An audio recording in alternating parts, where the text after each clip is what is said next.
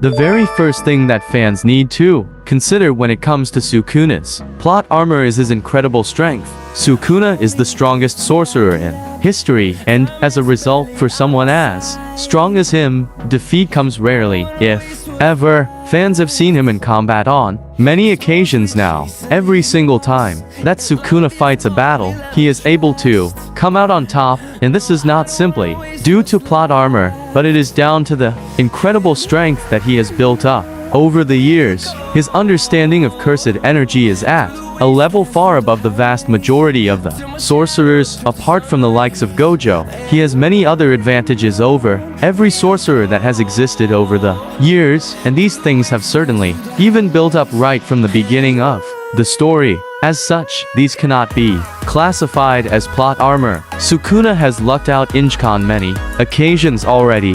For instance, in the Culling Game arc, Angel successfully utilized her curse technique on Sukuna, and as she did that, Sukuna would most certainly have been cleansed out of Megumi's body. This should have been the end of him, as Jacob's ladder is quite a dangerous technique for anyone to be hit with. Despite that, Sukuna was able to trick Angel into believing that Megumi had returned. This was a trick that should not have fooled to the likes of Angel, but it did work, and as a result, Sukuna was resurgent once again, and his luck was quite evident here to the fans. When talking about the question of whether Sukuna has too much plot armor, one needs to consider various factors. The first and the most important factor is that Sukuna is just that strong. For the strongest to beat the vast majority of the characters is not a surprise. That part of it is certainly not blood armor. However, when one